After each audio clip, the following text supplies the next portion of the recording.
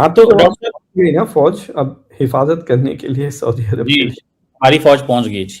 हमारी फौज परसों वहां पर पहुंच गई थी। दैट मीन्स इजराइल और पाकिस्तान सेम बोट, राइट?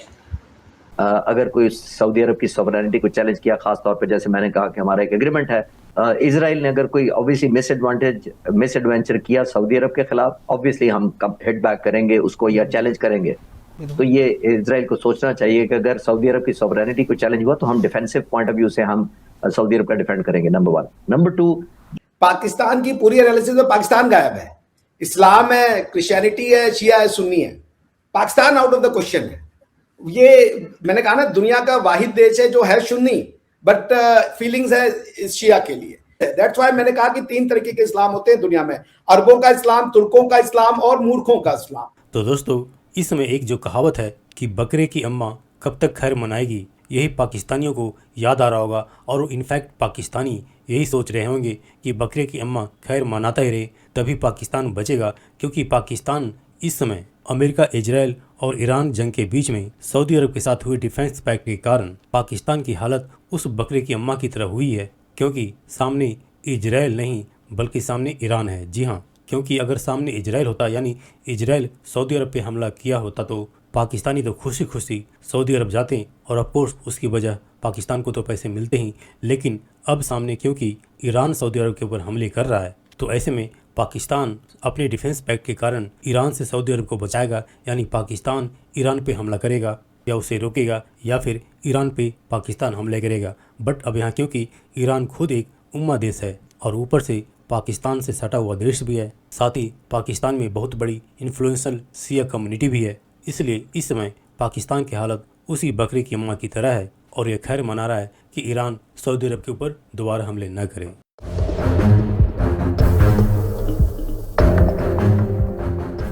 जो डिफेंस पैक्ट किया है उसके लिए कहा जा रहा है कि पाकिस्तान ने ट्रूप्स भी भेज दिए हैं, फाइटर जेट भी भेज दिए हैं। तो यकीनन हम लोग चाहे पाकिस्तान से हो चाहे हिंदुस्तान से, हम ये भी आपसे जरूर समझना चाहेंगे कि क्या पाकिस्तान फिर अफगानिस्तान की तरह अपने आप को किसी मुश्किल में तो नहीं डाल रहा। क्योंकि अगर ईरान नाराज हो गया तो आपको तो पता ही ईरान ने गल्फ कंट्रीज के साथ क्या किया है। नेचुरली और डेफिनेटली जो पाकिस्तान है, ऑब्वियसली उसने अगर डिफेंस पैक्ट किया है और सऊदीया पे अटैक हुए और अगर सऊदीया रिटेलिएट करेगा या करता तो पाकिस्तान को साथ जाना पड़ता। वो तो आपने देख ही लिया कि इससे पहले आपने देखा होगा कि जब सऊदी अरामको के ऊपर अटैक हुआ था तो पाकिस्तान के जितने भी वो हम जिनको वो अस्करी ब्रिगेड साफी कहते हैं, उन्होंने एक नैरेटिव बनाना शुरू कर दिया था कि ये काबिल कबूल नहीं है, ये ईरान ने हमारे साथ धोखा किया है कि सऊदीया के ऊपर अटैक करके उसकी ऑयल रिफाइनरी के ऊपर। तो वो एक नैरेटिव बिल्डअप शुरू हो गया था कि जी पाकिस्तान को अगेंस्ट चले जाना चाहिए। और अभी आप आने वाले जुमे में भी, आज एक मौलवी साहब खिताब कर रहे थे और आने वाले जुमे में भी आप देखेंगे कि सारे मौलवी जो है वो इस जुमे में आपको ईरान की मुखालफत में बड़े भाषण और खुतबे देंगे कि हमें जो है वो हरमैन की हिफाजत करनी चाहिए। तो कहीं ना कहीं रिलीजियस जो वो है, वो सेंटीमेंट को, जो प्रोशिया सेंटीमेंट है, उसको कंटेन करने के लिए, कन्फाइन करने के लिए ये आएगा ये सामने। तो मैं यही बात कर रही थी कि पाकिस्तान अगर इस लड़ाई में जाता है जिसमें कि सऊदी अरब और ईरान की है, तो फिर डेफिनेटली हमें तो बहुत ज़्यादा डैमेजेस आएंगे, फिर हमें बचाएगा कौन। लेकिन डॉक्टर साहब, आपको लग रहा है पाकिस्तान संभल जाएगा और सही फैसले करेंगे, या आपको लगता है नहीं सऊदीया का ही साथ देना पड़ेगा? यानी कि अगर यूएई ने हमसे कर्ज वापस मांग लिया है और यूएई से हमारे डिफरेंसेस चल रहे हैं, तो फिर ये तो नहीं कहा जा सकता कि हम यूएई के साथ जाके खड़े होंगे। ऑब्वियसली हम सऊदीया के साथ खड़े होंगे।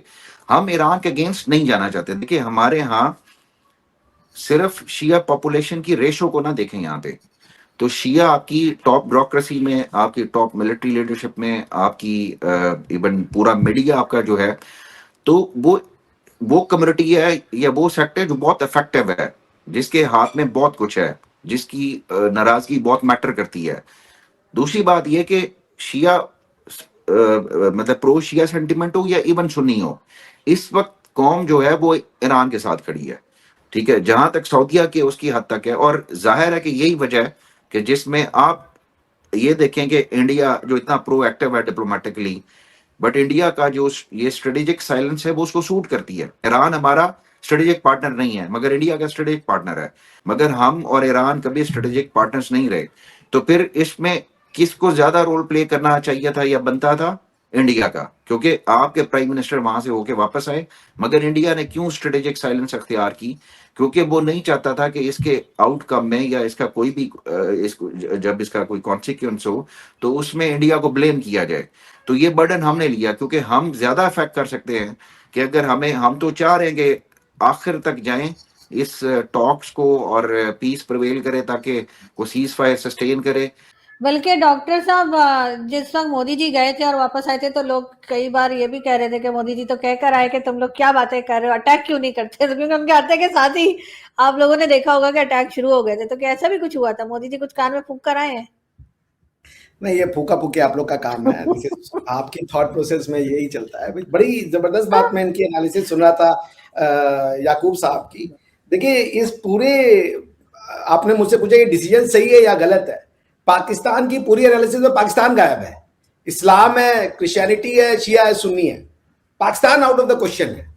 ये मैंने कहा ना, दुनिया का वाहिद देश है जो है सुन्नी, बट फीलिंग्स है शिया के लिए।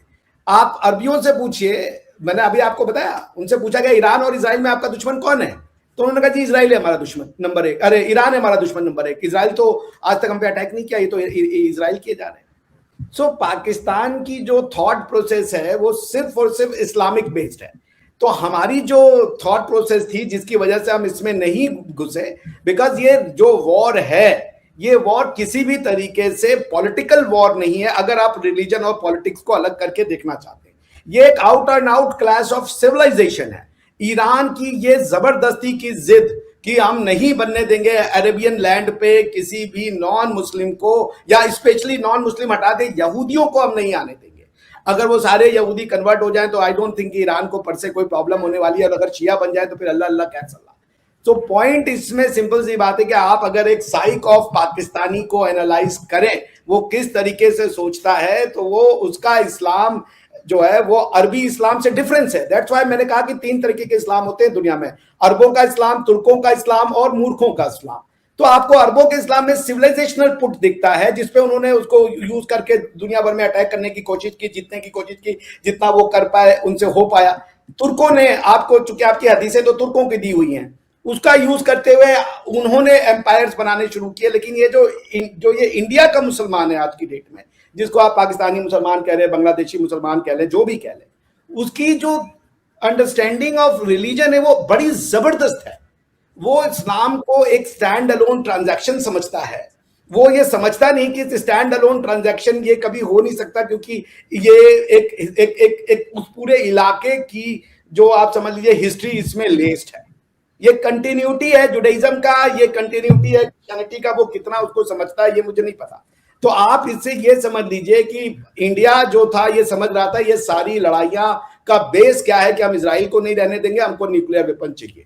आप ईरानियों को ये कन्विंस कर देंगे, उनकी पूरी की पूरी जो गवर्नमेंटल रिजीम है वो सिर्फ और सिर्फ शिया इस्लामिक थॉट के ऊपर बेस्ड है। इसी शिया इस्लामिक थॉट से नाराज हैं आपके सऊदीज। वो ये कहते हैं कि ये हमारे लिए थ्रेट है, क्योंकि 500 साल पहले ये सुन्नी कंट्री थी, आज ये शिया कंट्री हो गई, ये टीचिंग हमारे यहाँ फैला देंगे। जबकि आपको इससे कोई फर्क नहीं पड़ता, आपको इस्लाम चाहिए, वो कैसा भी इस्लाम हो। You are least bothered about that. Perhaps अगर आपके घर में शिया इस्लाम आए और फैल जाए, आपको बॉदर नहीं होगा, क्योंकि आपको गया चलो इस्लामी तो है। और अगर होता तो आपको तो ईरान आपका दुश्मन नंबर 1 होना चाहिए। ईरान आपका सबसे बड़ा दुश्मन, बिकॉज की सऊदी क्यों नाराज ईरानियों से? उनका यही है कि ये स्कूल ऑफ थॉट हमें नहीं चाहिए हमारे यहाँ, बिकॉज ये हमारा नहीं है। But you have no sense of what is your.